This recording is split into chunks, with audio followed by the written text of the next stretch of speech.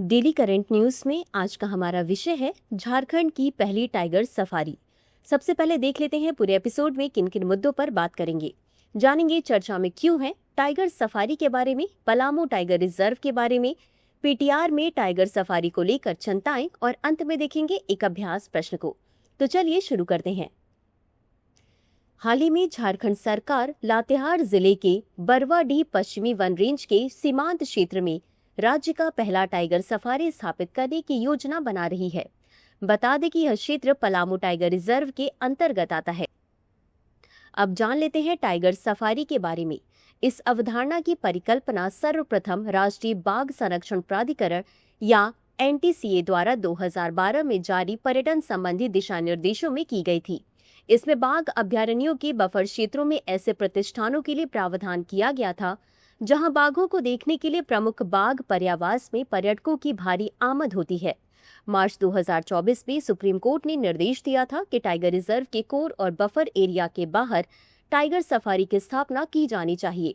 Court ने कहा कि ऐसे पहलों से प्राकृतिक आवासों को नुकसान नहीं पहुंचाना चाहिए और न ही संरक्षण लक्ष्यों से समझौता करना चाहिए। सर्वोच्च न्यायालय के निर्देश के अनुरूप झारखंड सरकार ने पीटीआर के संरक्षित कोर और बफर जोन से परे बरवाडीह पश्चिमी वन रेंज के सीमांत क्षेत्र में सफारी बनाने की योजना बनाई है। सफारी लगभग 150 हेक्टेयर वन भूमि पर स्थापित की जाएगी।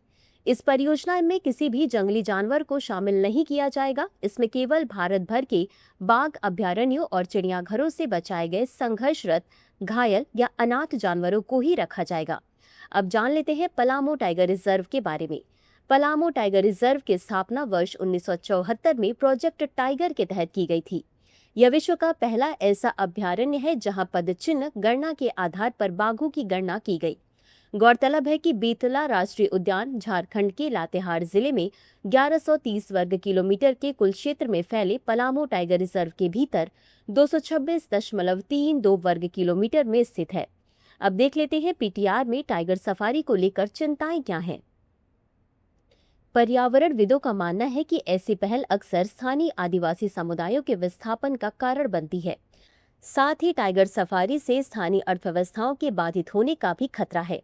इन परियोजनाओं के कारण पशुओं के चरने और वन उपज के संग्रह पर प्रतिबंध है, जिससे आदिवासियों की आजीविका पर गंभीर असर पड़ता है। टाइगर सफारी की स्थापना से पहले झारखंड सरकार को यह सुनिश्चित करना चाहिए कि परियोजना के लिए स्थानीय समुदायों की सहमति हो।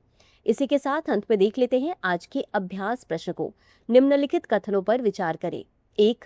पलामू टाइगर रिजर्व की स्थापना वर्ष 1974 में प्रोजेक्ट टाइगर के तहत की गई थी। 2. यह विश्व का पहला ऐसा अभयारण्य है जहां पदचिन्ह गणना के आधार पर बाघों की गणना की गई। उपर्युक्त में से कौन सा या कौन से कथन सही है या सही है? ए केवल 1, बी केवल 2, सी 1 और 2 दोनों, डी न तो 1 और न ही 2। इस प्रश्न का उत्तर कमेंट बॉक्स में जरूर दें। अभी के लिए बस इतना ही। धन्यवाद।